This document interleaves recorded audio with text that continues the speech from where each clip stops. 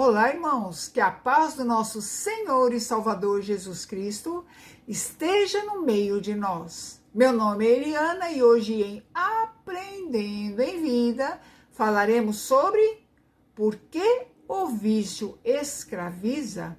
Este tema é importante porque muitas famílias sofrem com alguém com problemas de vícios.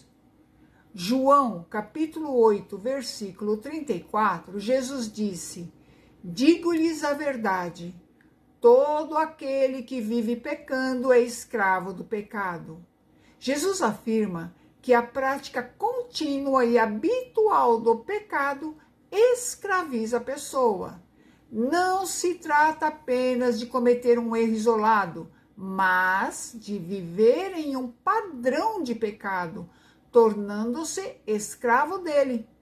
E mostra que a verdadeira escravidão não é física, mas espiritual.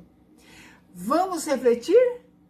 Você sabia que na Bíblia descreve que o pecado é visto como algo contagioso nas consequências? Que escolhas erradas atingem relacionamentos, inclusive, pasmem, gerações. Sim, gerações. Sabem por quê? O vício pode se manifestar como um padrão destrutivo que afeta várias gerações, muitas vezes se interpreta como maldição ou consequências das iniquidades dos pais. Embora Êxodo, capítulo 20, versículo 5, menciona que Deus visita a iniquidade dos pais nos filhos até a terceira e quarta geração, o Novo Testamento mostra que em Jesus Cristo essas correntes podem ser quebradas, graças a Deus. Há pecados que não fazem barulho lá fora, mas fazem barulho dentro de casa. O adultério machuca o companheiro, a mentira destrói a confiança, mas o vício destrói um ambiente inteiro.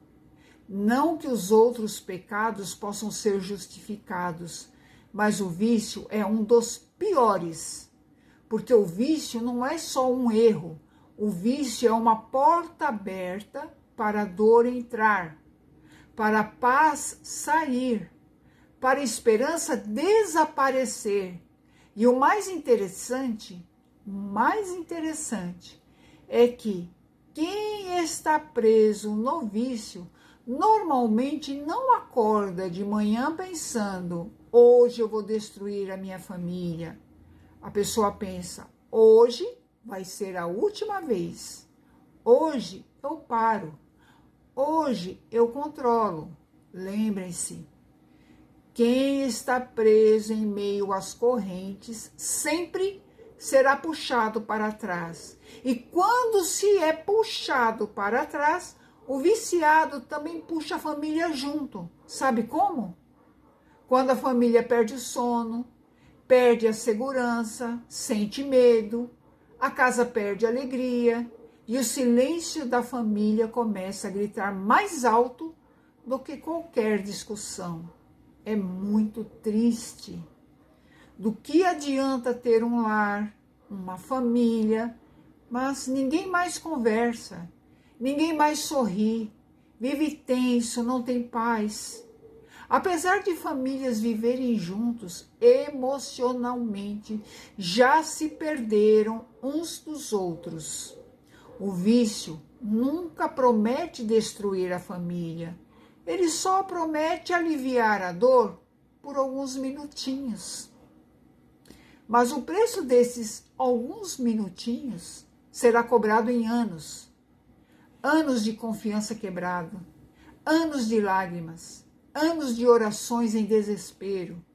E muitos viciados ainda dizem de boca cheia: o problema é só meu. Puro engano, não é só seu. Se fosse só seu, sua família não estaria chorando, não teria medo do seu humor. Se fosse só seu, sua casa não sentiria o peso quando você entra. O pecado nunca fica só na pessoa que tem vícios. Ele sempre pede uma cadeira na mesa da família para ficar ali no meio. Irmãos, da mesma forma que o pecado do vício se espalha, a libertação por meio de Cristo também se espalha. Louvado seja Deus! Quando Deus liberta uma pessoa, a casa respira. Quando Deus cura, tudo floresce. Quando Deus quebra uma corrente, gerações inteiras ficam livres. Quem tem algum tipo de vício não precisa ter força, precisa de rendição, precisa de ajuda, mas tem que querer se livrar dessa corrente que te puxa para baixo, te puxa para trás. A corrente não se quebra na força do braço. A corrente se quebra com os joelhos dobrados. Deus não vai te condenar, porque Deus quer te ajudar. Deus diz: ainda dá tempo, ainda existe cura, ainda existe libertação, ainda existe recomeço. A corrente pode ter começado a te puxar no passado, mas a decisão de quebrá-la começa hoje. Toda opressão espiritual perde força quando em oração se admitir: Deus, eu não consigo sozinho.